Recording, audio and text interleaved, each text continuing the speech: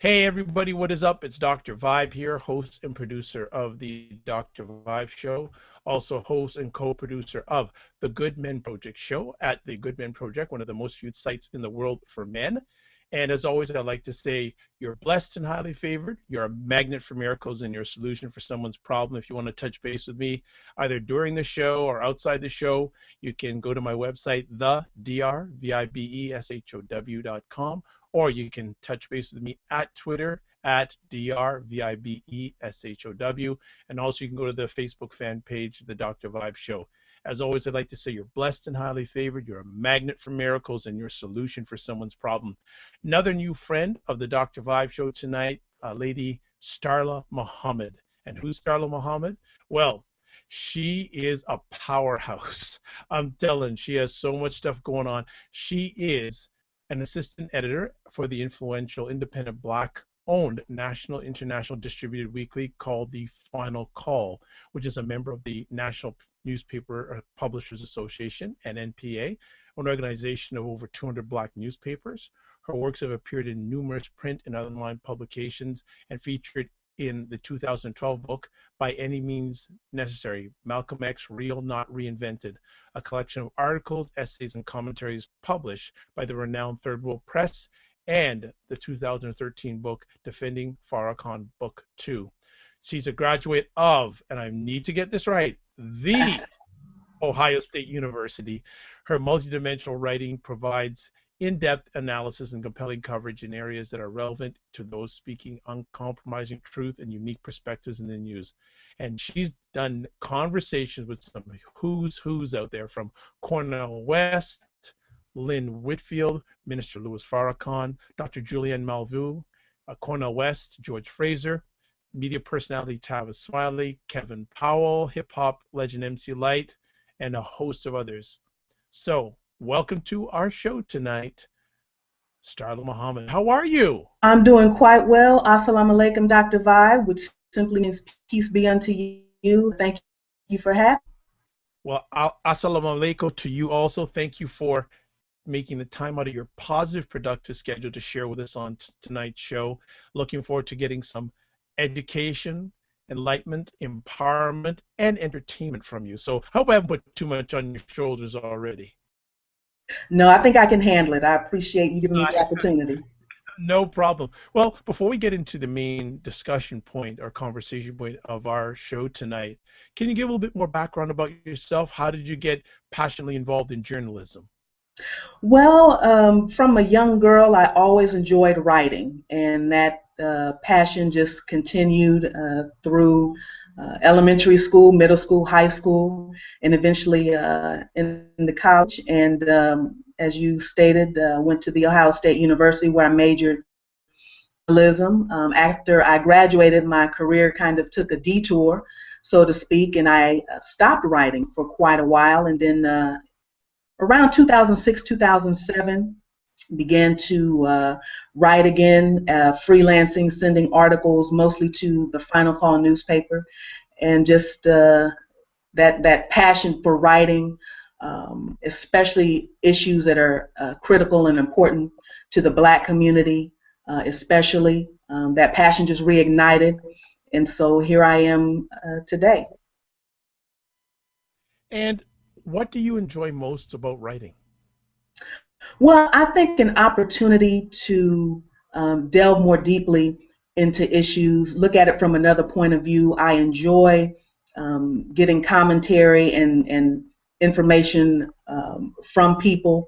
I like to be able to, spread a message, delve into topics that maybe are uncomfortable, but especially look at issues, like I said before, that are critical to the Black community, which runs the gamut, whether you're talking economics, politics, social justice issues, arts and entertainment. And I just enjoy writing on a variety of topics and sharing that information with our readership. Excellent. Well, we're going to spend the next number of moments, the majority of our conversation tonight, focusing on two things. The article that you have just recently written called Why College Sports Continues Failing Black Male Student Athletes, and just the whole environment for the black male student athlete in American colleges. So first things first, why did you write this article? Well, this isn't anything new in terms of the roadblocks, the trials, the tribulations, a lot of the issues that black athletes, black male athletes in particular at the collegiate level run across. Whether you're talking about years ago where you had some professional athletes who came out later stating that they had difficulty reading, that they were basically passed along, whether it's high school and college, not having the necessary skills to be able to function, especially once their careers were over.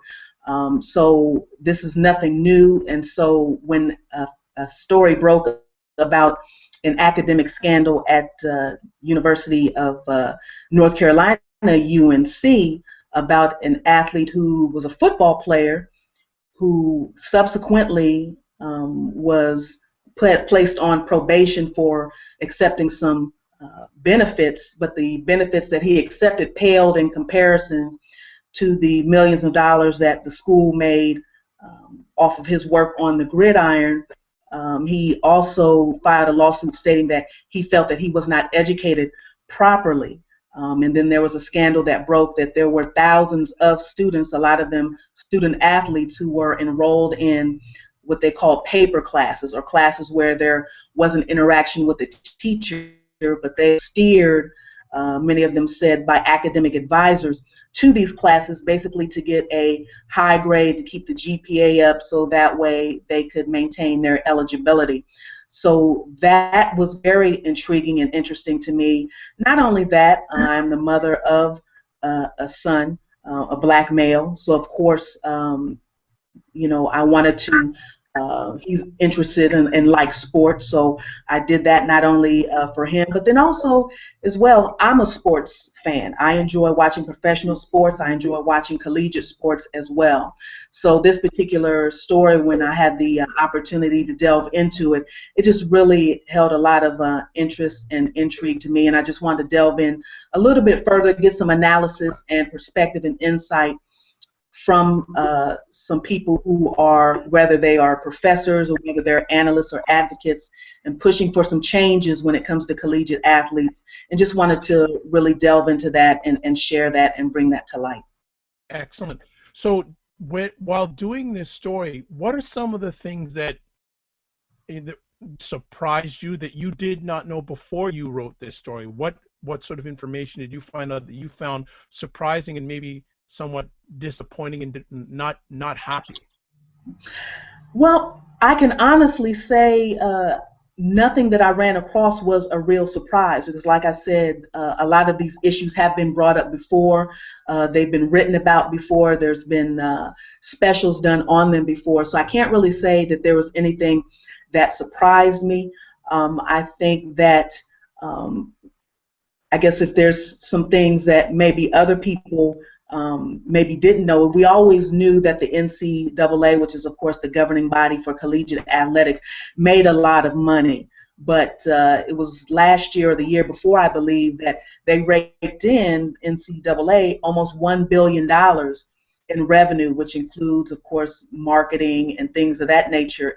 But when you look in comparison, that the athletes don't see any of that money. And so you have a lot of critics that say, well, look, they are supposed to be student athletes, but when you look at the hundreds of millions of dollars that these universities generate, not only just the universities, but hotels, because when you have the tournaments that are coming in these different cities, so you have different entities that are making money. You're looking at the hotel and travel industry, restaurants, television networks. Exactly. And so all of this money, but yet the athlete, there's so many rules and stipulations that the NCAA has set up in terms of what they can and cannot do, what they are and aren't allowed to accept. There's just been a real fight that's been brewing to try to get some changes. What are your attitudes, or what are your thoughts of the NCAA as a governing body of sports in the United States at this time?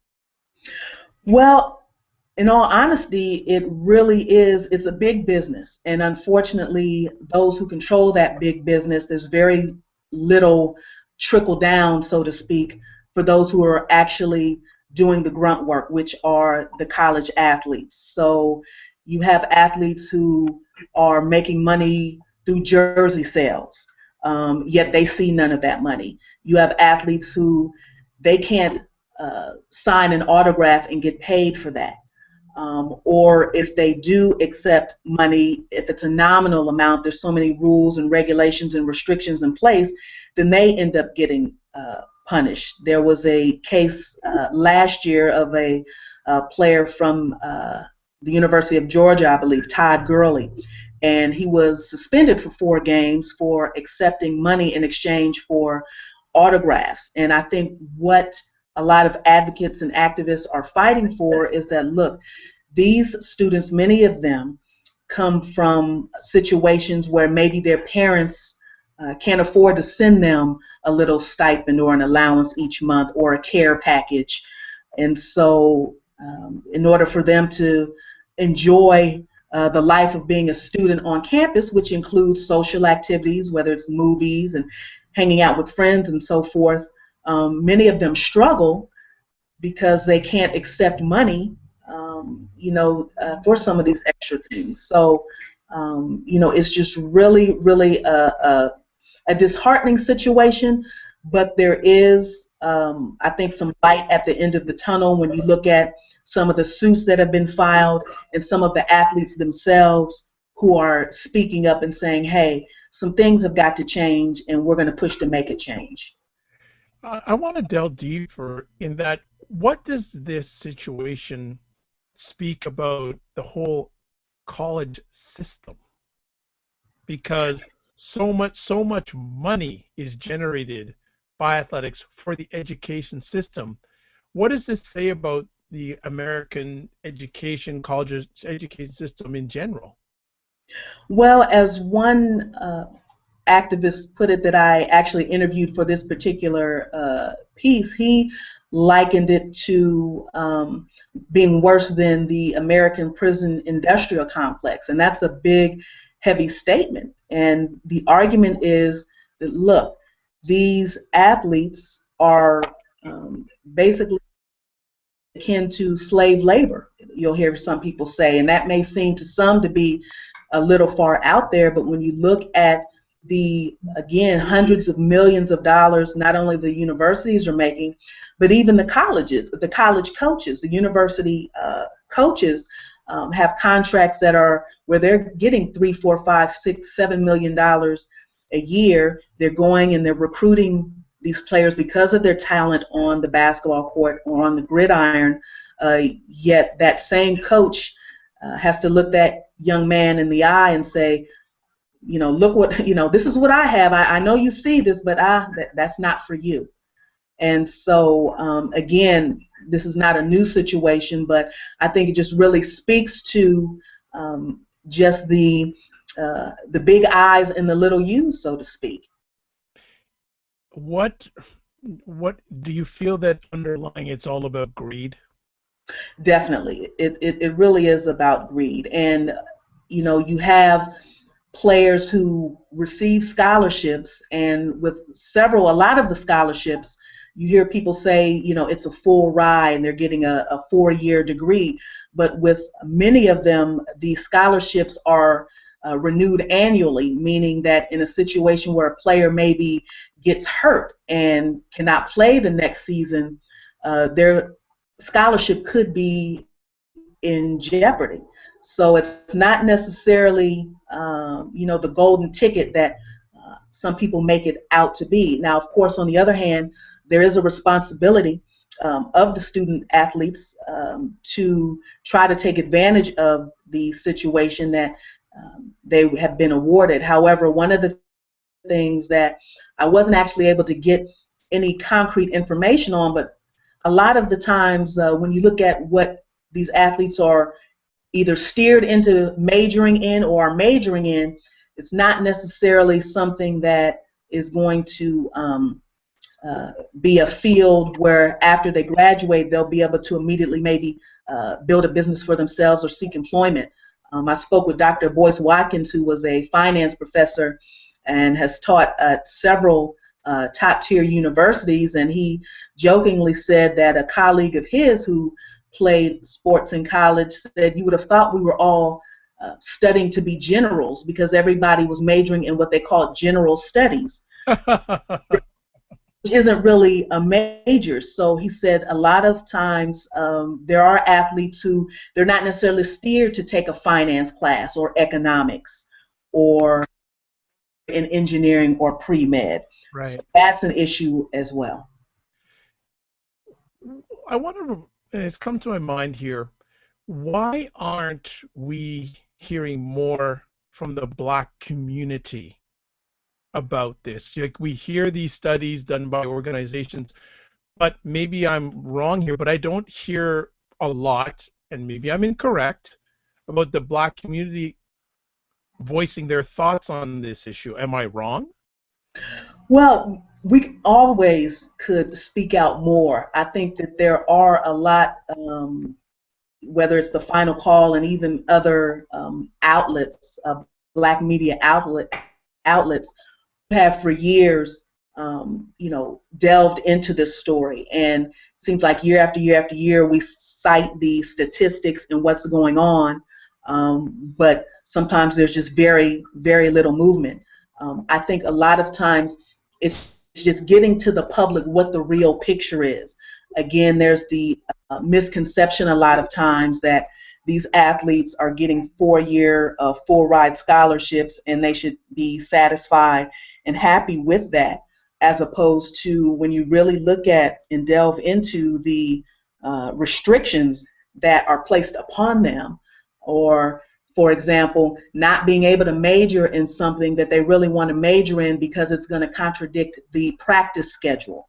And a few analysts that I spoke with said that they've spoken with athletes who have said, yes, I wanted to major in this over here, but I was steered to major in something that was a little bit less rigorous.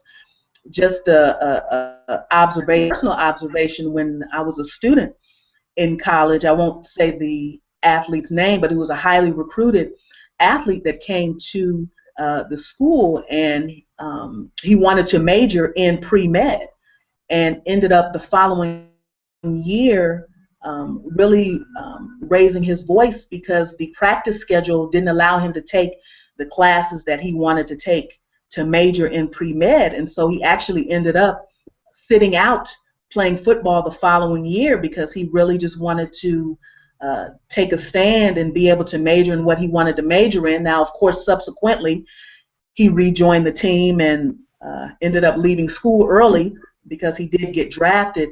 But I think when you look at situations such as this, that's the reason why you have so many who are now, I believe you're hearing more advocates speak out, whether it's the athletes themselves, whether it is voices in the media.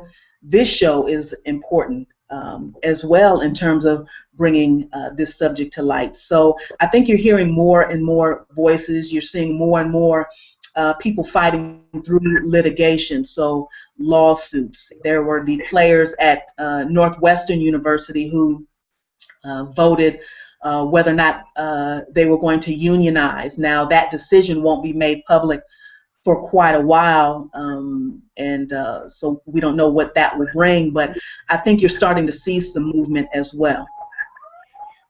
With the average African American family, if they have a son that's being courted by these colleges, what would you tell them? Due diligence. Definitely research not only the institution, looking at graduation rates of Black athletes. I'll have some statistics that I can kind of look at a little bit later in terms of some of the graduation rates, and unfortunately they're not very good. Let me take a look here. I'll just read a little bit here. Of the Division I men's basketball teams that were in the Sweet 16 tournament earlier this year, meaning last year, 2014, the graduation rate of white male student athletes was 98%. For black male student athletes, it was 55%, and this is according to the Institute for Diversity and Ethics in Sports, and which is located in Central Florida. Among 70 college football teams headed to bowl games during the 2013-2014 season, the graduation rate for black players was 65% versus 84% for white players. 9 out of 70 schools graduated less than half of their black football players, but none graduated less than half of white players. So I think it's very important, getting back to your question, that families must do their due diligence. So when you have the recruiters coming into homes from different schools, get the statistics. Okay, what are the chances of my son graduating from this institution? I would also want to find out as well, what are the majors that most of the football and or basketball players are majoring in? Where will there be support on campus, academic support, people to help that young man matriculate through the rigors of college. And so I think as families, it's critically important that they are with their son through the process every step of the way, because many times the recruiters, they want them to come to their school for one thing: to play ball, to dribble, to throw a pass, to catch a pass. So that's their ulterior motive. So as a family, the family needs to then make sure that, okay, well, what is my son going to get out of this? And making sure that they're researching, okay, when you say full ride, what does that mean? What does that entail? Okay, what is my son allowed to do and not do? So it's important for the families to do their due diligence and to ask questions as well. You make some very good conversation points here, and I know you had mentioned it earlier in our conversation that if a black male student athlete doesn't make the grade, he can maybe lose his scholarship. I want to look at another end. Football, basketball, injuries are prevalent. What happens, to your knowledge, if you know, to a black male student athlete who gets injured, maybe has a career-ending injury? Do colleges support them in any way? Well, it really depends, and that's an excellent question, because actually there is some legislation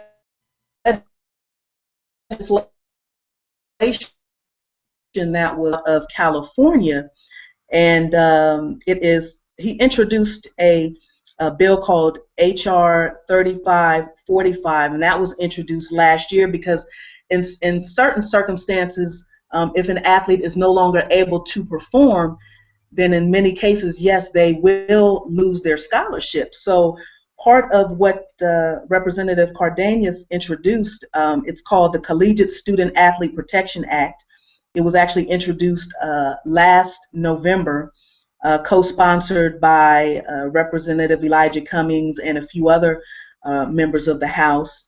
And one of the benefits of the bill, should it pass, which of course is a big if because it hasn't even been sent for a vote yet. So, but among the benefits, it will require training in life skills and finance workshops, including explanation of the full rights provided in scholarships, concussion education, and what student athletes can expect to pay in healthcare costs. But again, there's been no movement in the bill, and some of the other stipulations in the bill would directly talk about students, and if they get injured, if they have a career-ending injury and are no longer able to play, they would still be able to continue their education. Maybe not at the full ride, quote-unquote, scholarship that they were on. It wouldn't be a situation, according to this bill, where they would have to, drop out of school because they can't stay in. I look at this as a huge monster that's gotten out of control, and the monster is doing everything in its power not to change. Right, and that monster, if you were to ask many, of course, is the NCAA. And really, when you look at it, um, why should they change? And so I think they're looking at it from the standpoint, because wait a minute, if the change is going to hurt our bottom line, which is revenue in dollars, then they're going to fight it. Now, in some instances, I believe that when the voices get loud enough, when the lawsuits keep coming, when you have members of Congress who introduce bills, when you have the athletes themselves begin to take a stand, such as the players at Northwestern University, and even Ed O'Bannon, who was a player at UCLA, who filed suit because his image and likeness was on a video game. So here's someone again reaping millions of dollars off of his image, and he doesn't get a residual for that. So I think that the more pushback that the NCAA begins to see, I believe that eventually you will see some changes. I believe it is definitely going to be a slow process, though, because again, this is something that's been going on for decades. And when you have an institution, and that's what it is, an institution, it's a structured system that's been in place for decades. And so it's going to take a while to break that down. But I think you do see a change in terms of especially the athletes saying, hey, wait a minute now, you're going to suspend me for accepting a few dollars for some autographs, but yet I see you making millions of dollars off of a jersey that has my name and number on it. How much of a factor do you feel race has in this issue? I think it has a huge factor, because the fact of the matter is, if we were speaking about the majority of these athletes being white athletes, I think that there would have been steps taken a long time ago to make some changes. And right now we're talking about the majority, especially these large schools, the majority of their players, especially when you're talking football and basketball, are black athletes and black players. And I do believe that that has a great deal to do with it. It may be an uncomfortable truth to some, but it is a truth that if we were talking about white male student athletes, I think there would have been some things changed or tweaked a while ago. But again, I do believe that you're seeing more voices speak out, and a lot of the athletes, even now on the, are speaking out as well. And I think one thing I think is important, and I think you're beginning to see this a little bit, is I think that the athletes who are now at the professional level, and even those who were at the college level, they are reaching back. I think you're seeing that a little bit more in terms of trying to offer some words of advice and guidance to some of the younger players. So reaching out to high school players to say, hey, this is what you can expect when the recruiters are coming. These are the questions that you need to ask. There are also some institutions around the countries who are implementing programs to help a lot of these athletes matriculate the college experience a little bit better. One former collegiate player that I interviewed for this article explained that in a lot of these circumstances, you have these young brothers who maybe grew up in an inner city or urban type of environment, and now all of a sudden, to play a sport, they're shipped across the country in a city and a state that they're not familiar with at all. Now, college is enough of a shock, Sure, for some, is not necessarily playing sports, but now you're plopped right down in the middle of a different environment. There's a lot of other things that they're having to deal with as well in terms of environments. Couple that maybe some struggles that they were already having academically, and I think that's the reason why you're seeing a lot of this happen. But one of the things I think as the black community is we have to look at as well is that there's already disparities in education Yes. even before our brothers reach the collegiate level. And so many times by the time they get to that level, it may be exacerbated a little bit more because in elementary school, middle school, high school, the gap is so wide. And it's interesting, it's on that conversation piece, something came up in my mind. We have so many of our young people of color thinking that sports, and I'm going to also widen out to entertainment is the root, because really and truly, athletes are entertainers. They're getting paid to perform. Right. Do you feel that the Black community, the African American community, is taking it serious enough to say, you know what, your chances of making it in the athletics field are very slim. Go the route of non-education. I mean, non-athletics, sorry, non-athletics. Is the, in your opinion, the African community stressing that enough that saying, hey, it may be a good thing to do, but the chances of you making it in the athletic field are probably much smaller than making it in the non-athletic field? That's a great question. And again, I think that you do have those voices out there. I think what is going to make a great impression on the young people is, you know, getting the stories from some of these former athletes themselves who have, been the college star, blew out a knee, or didn't make it to the next level. And I think even quantifying that for them, putting that in numbers, because the vast majority of high school athletes aren't going to get a college scholarship. And then those at the collegiate level, the numbers are even smaller in terms of chances of making it to the NBA or the NFL. So I think it is something that they can never hear it too much. It's not that you want to dampen or kill a young person's spirit or dream if they do enjoy basketball or football, etc.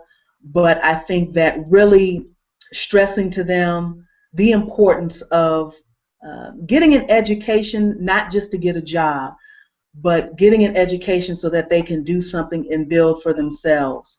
I think that seeing the success stories of some athletes that after their playing career was over, they either went back to school or they were able to graduate, maybe make it to the pro level a little bit, but then now they're successful, business owners.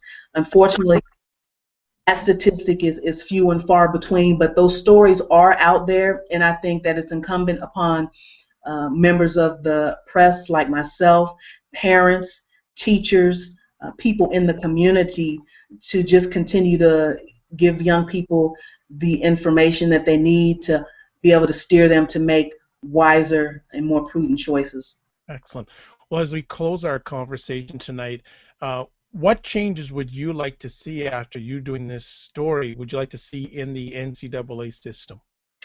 Well, I'm definitely personally a proponent of some sort of payment or stipend for the athletes, especially the high revenue generating sports, which most of the time is basketball or football.